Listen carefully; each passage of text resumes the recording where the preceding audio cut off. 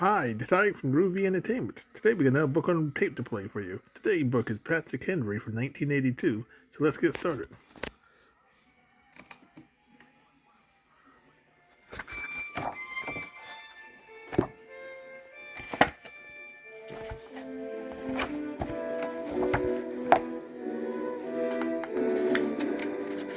Patrick Henry, voice of the American Revolution.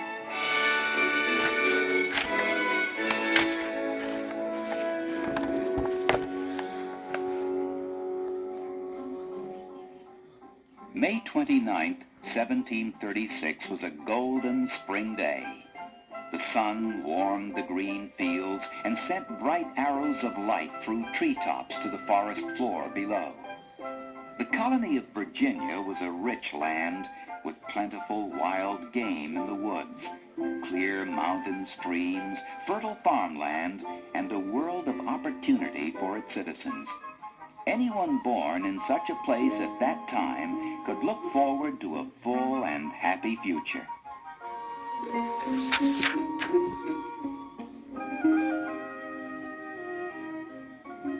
This was just the way Sarah and John Henry felt as they looked at their newborn baby. He was a sturdy, round-faced boy with a shock of red hair and sparkling blue eyes. He also had a loud, healthy cry which filled the room. "Young Patrick is well named," said Mrs. Henry, laughing. "Indeed," Mr. Henry agreed. "His voice is the equal of my brother Patrick's, and do you think he will one day be a minister like his namesake?"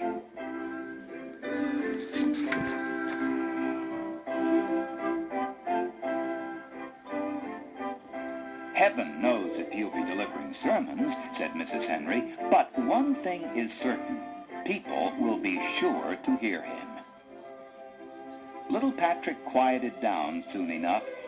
He was a bright boy who didn't say very much, but he watched and listened very closely. He would sit quietly, his face very serious, taking in every word spoken by the adults around him. Patrick heard his father tell about the old days in Scotland, of the poverty he saw when he lived in Aberdeen, and of the dreams that had brought him from the land of his birth to colonial America.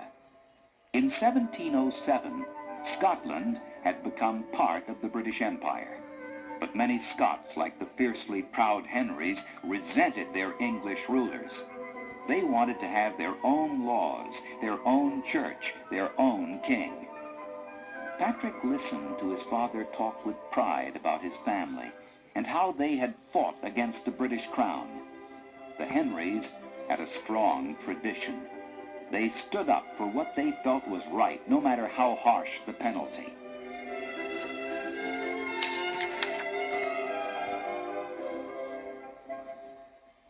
Hanover County, Virginia, was the home of many emigrants from Scotland. From then, Patrick learned many of the customs and ways of his Highland ancestors. He learned to play hard and work hard. He learned never to back off from a fight, never to waste a penny, and always to be fair in his dealings with others. One of the customs that Patrick enjoyed most was the yearly celebration of St. Andrew's Day in honor of the patron saint of Scotland. It was held in the town of Hanover Courthouse every fall. Patrick always looked forward to this fun-filled day. There were all kinds of contests and prizes. The winning boxer won a hat worth 20 shillings. The winning wrestler got a pair of silver shoe buckles.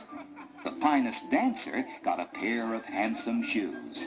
The prettiest young woman got a pair of expensive silk stockings.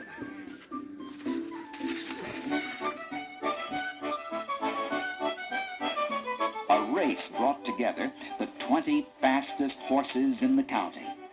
There was a drum-playing contest with the rule that no drummer could beat the drum with his left hand.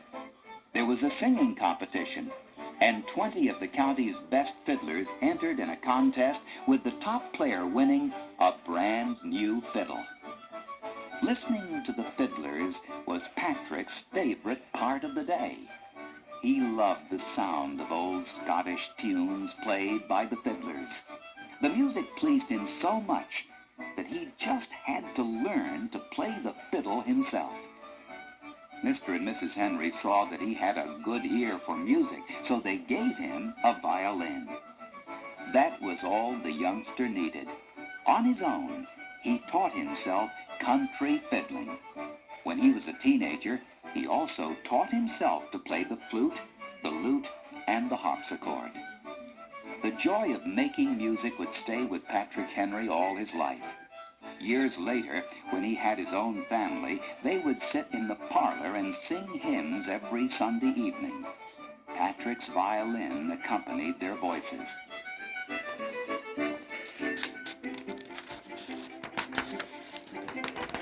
The St. Andrew's Day festivities reached their peak for the youngsters in the late afternoon. As the banquet tables were being set up, sides of beef, wild turkeys, pigs, chickens, and ducks were roasted over roaring fires. The women were busy unpacking hampers filled with pies, puddings, vegetables, fresh baked breads, and other tasty foods.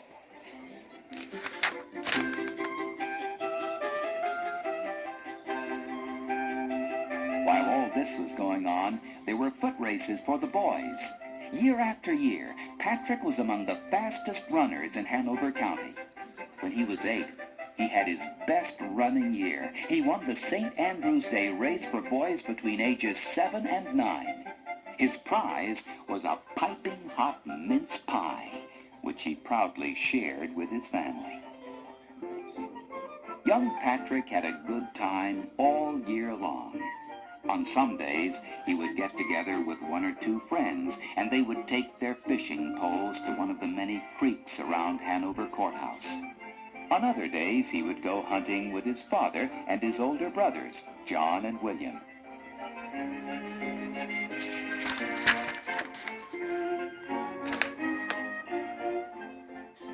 In those days, hunting was not just a sport. The game the Henry shot might be tomorrow's dinner, or it might be cured and stored for next winter. Patrick enjoyed hunting all his life, but it was as much for the quiet and beauty of the woods as for the game he brought home. From childhood on, Patrick loved to wander alone in the woods. He could sit for hours at a time watching the animals. He was especially interested in birds. He would listen to them chirp and sing.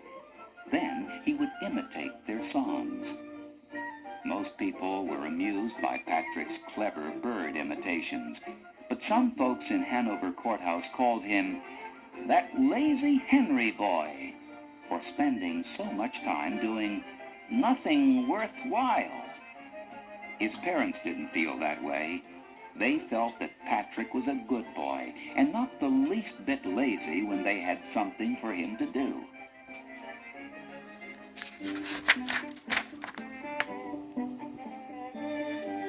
For most children growing up in Virginia in the 1700s, schooling ended when they were about 10 or 11 years old. Book learning was not considered necessary to be a farmer, a storekeeper, or just about anything else. Patrick's education did not end, however, when he stopped going to school. His father became his full-time teacher, and Mr. Henry gave his son a hard course of study for the next 5 years. John Henry, who had spent 4 years at Aberdeen University, was a good teacher. And as Samuel Meredith, Patrick's friend and neighbor, wrote later, Patrick acquired a knowledge of the Latin language and a smattering of the Greek. He became well acquainted with mathematics, of which he was very fond. At the age of 15, he was well versed in both ancient and modern history.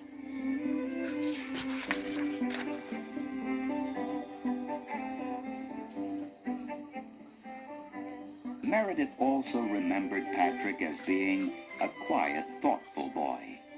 Whenever his friends had an argument, Patrick was the one they turned to for a fair, sensible decision. He would listen very carefully to both sides, then take some time to think the matter over. It seemed he took the longest time for thinking when the argument was a really hot one, enough time for tempers to cool on both sides. Finally, in a soft, reasonable voice, Patrick would give his opinion. He spoke so well that he almost always made both sides happy with his decisions. More than anything else, this skill to persuade others through words earned Patrick a good reputation with the young people in Hanover Courthouse. Another friend remembered the way Patrick looked as a young teenager. His face was longish and thin. He had a sharp nose, freckles, and eyes as blue as a jay's wing. And you could see Patrick a long way off with that thatch of hair the color of a ripe pumpkin.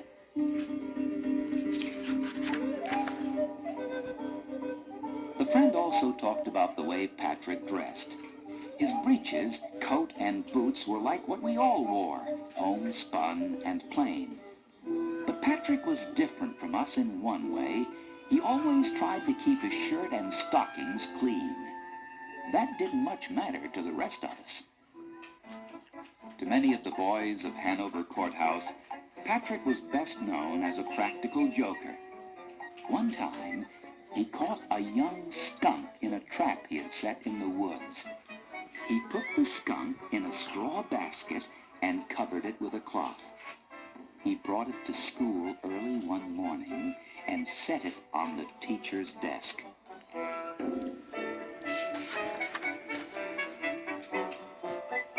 The teacher saw the basket and smiled. He thought it was filled with vegetables, fruit, corn, or animal skins. That was the way parents paid for their children's schooling. The teacher would use what he could and sell the rest. This time, the teacher was in for a surprise. He lifted the cloth cover and saw two beady black eyes staring up at him. The teacher was furious. "Who put this beast here?" he roared. "I'll whip the scoundrel!" The teacher glared at the class and grabbed one of the burnt switches he kept near his desk. He whipped it against the desktop in rage. The skunk was terrified by the sharp sound. It jumped out of the basket, lifted its striped tail, and used its famous weapon. The children flew from the room, the teacher right behind them. School was closed for the rest of that week, and everyone, except the teacher, knew the person to thank for the holiday.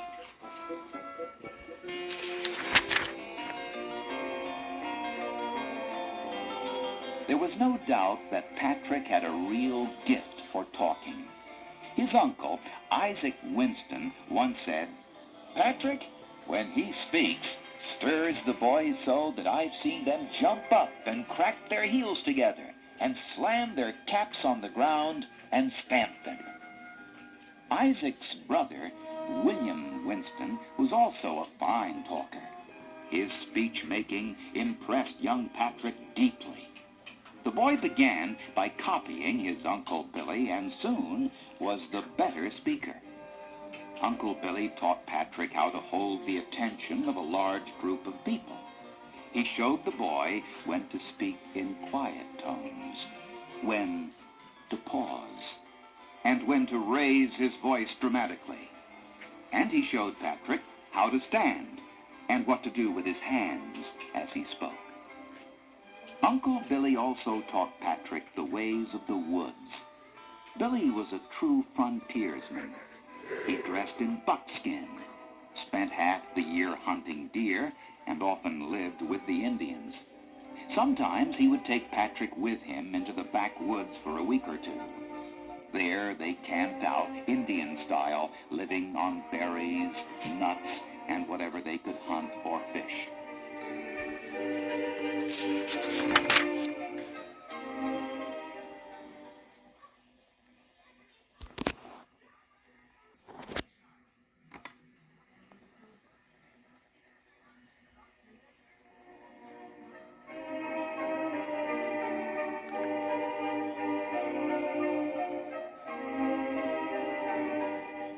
Most of all, being out with Uncle Billy gave Patrick a feeling for independence that he could not get anywhere else. The towns and farms of Virginia were very much like the towns and farms of England and Scotland. The habits, clothing, and customs of the people were similar to life in the old country. Here in the wilderness with his uncle, Patrick discovered a new America. He discovered a new Patrick as well. He no longer felt like an English subject living far from the mother country. He felt independent and free. These thoughts and feelings were puzzling to the young Virginian. Sometimes he tried to tell Uncle Billy what was in his mind, but he couldn't find the right words. "I know what you mean," Uncle Billy told Patrick. "I feel it too. And I know others who feel the same things. The time is coming, soon, when we'll put these feelings into action. And when that time comes, you'll find the right words to say." Shortly after he turned 15, Patrick got his first real job. He was hired as a clerk in a country store. The Henry family could not afford to send him to college. Even so, Patrick was well educated and ready to begin learning a trade. The store where Patrick worked sold nearly everything the local people didn't grow or make themselves. Customers could buy corks, saddles, snuff, shoes, silk, eyeglasses, books, salt, tea, mirrors, candle molds, needles and threads, buttons, tools, and other useful items.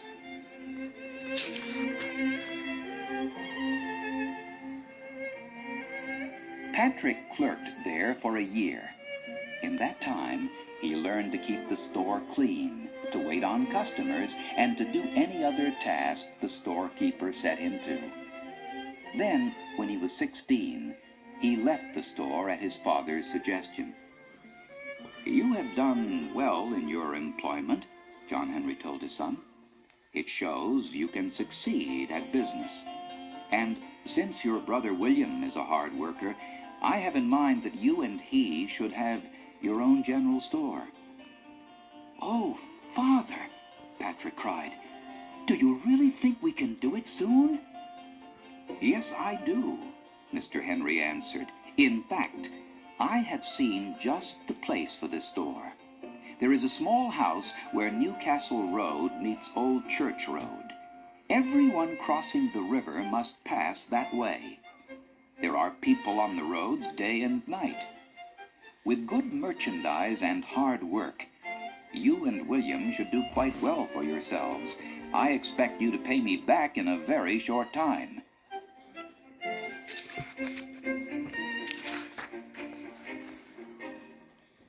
Mr. Henry rented the small house and stocked it with goods to sell. Patrick and William fixed and cleaned the building inside and out. They built wooden shelves and a counter. Then they hand-lettered signs to hang all around the store. At last, the Henry Brothers General Store was open for trade. As Mr. Henry had predicted, there were plenty of customers. The boys were kept very busy, but they did not make a profit. In those days, customers paid in money, tobacco, fruits and vegetables they had grown, game they had shot, and fur pelts. It was common for people to trade for what they needed. Then the storekeeper would sell the goods his customers used as payment. And when they didn't have money or goods to trade, they asked the storekeeper to sell to them on credit. They promised to pay as soon as they could. Patrick, in charge of the store's finances, gave credit to just about anyone who asked. That brought the Henry brothers a lot of customers. The problem was, Patrick did not demand payment, and he always believed the excuses the non-paying customers gave him. With very little money coming in, Patrick and William could not buy new merchandise to stock the shelves. They also could not pay back the amount Mr. Henry had loaned them to open the store. After a year of this, their father made it clear that he would not lend any more money to such bad managers. So it came as no surprise when the Henry brothers went out of business.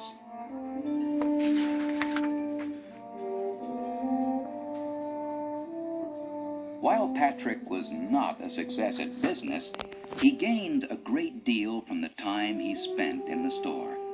Like many frontier general stores, the Henry Brothers place was a popular meeting spot. People would come in to learn the latest gossip, to talk about their crops and the weather, to swap stories and tall tales, and to argue politics. Patrick was most interested in the political arguments. He was a native-born American, like many of the younger people in the colonies. They weren't like the older folks who came from Great Britain and had strong ties to the old country. The younger people didn't think about Great Britain as home.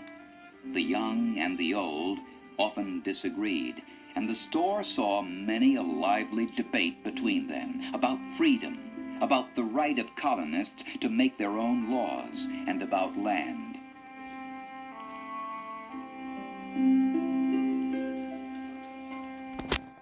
Anyone who rode west could see endless miles of rich country. It was unsettled and unmapped, but the colonists were not free to live on it. By law, all of this land belonged to the king or to noblemen who lived in England. This angered many of the younger colonists. Patrick was usually in the middle of the political debates. Because he read so much, he knew many facts. And because he was such a good talker, he was often one of the main speakers. People who defended the king when they came into the store sometimes left with a very different feeling. Patrick's words and the sense he made changed their opinions.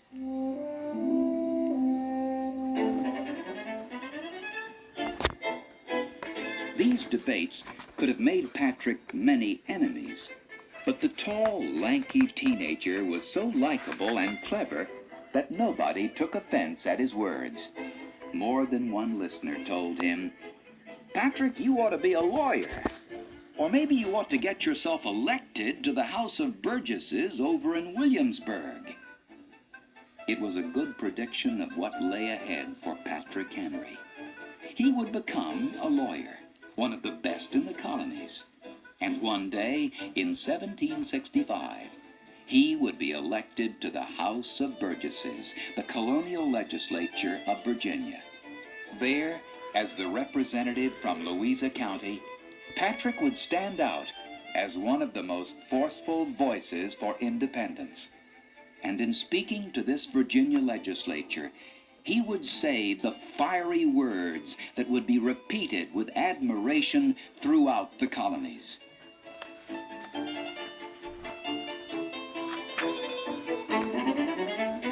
Just 9 days after Patrick took his seat in the House of Burgesses, he introduced a resolution protesting the Stamp Act. This act placed a high tax on the colonies by the British government. The speech he made defending his resolution included these famous words: "Caesar had his Brutus, Charles I had his Cromwell, and George III." At this moment, the Speaker of the House cried out, "Treason! Treason!" The Speaker was accusing Patrick of treason for saying that King George should be overthrown, as Caesar was overthrown by Brutus and Charles I by Cromwell. Those who were present that day remembered how Patrick's blue eyes stared icily at the Speaker, and how he coolly finished his sentence. "May profit by their example. If this be treason, make the most of it." Patrick would make an even more famous and more important speech 10 years later. By this time, the colonies were on the edge of rebellion against England, and King George III had closed the House of Burgesses. But he couldn't stop the Virginians from meeting and planning their future. The meeting, called the Virginia Convention, was held in Richmond in the spring of 1775. The vote to be taken there would decide if Virginia would support the American Revolution or the king.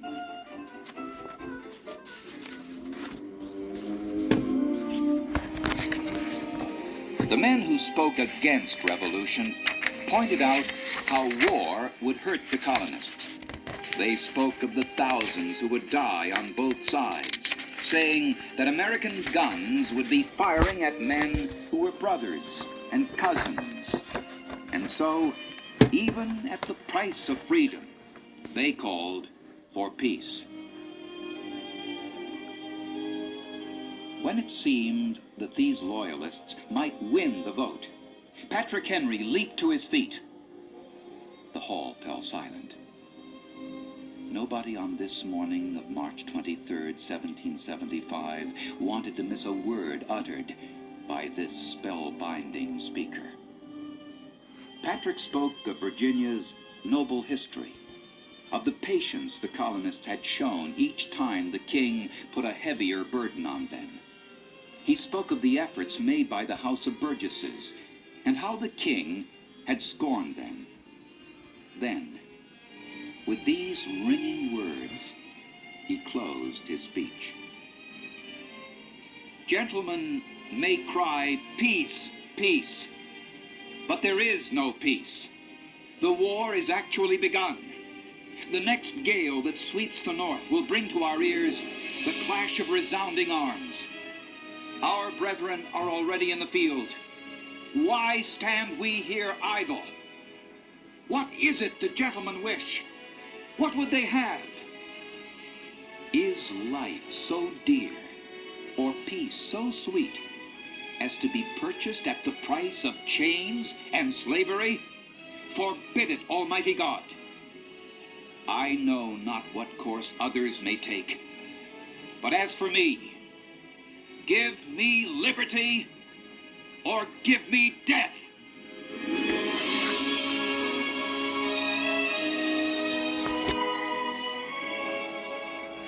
These stirring words led to an overwhelming vote for revolution, and they were echoed again and again throughout the colonies as other Americans joined in the fight for liberty. Patrick, who also served 5 terms as governor of Virginia, continued to be a leading force in the war for American independence.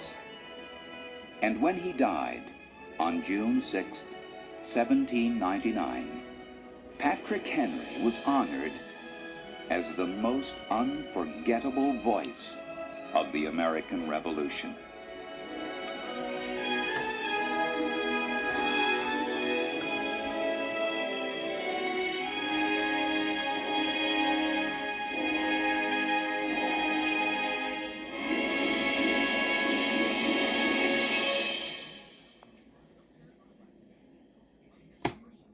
So that was Patrick Henry from 1982. So if you like, subscribe, share, and comment, and have a groovy day. And our next book will be Paul Revere.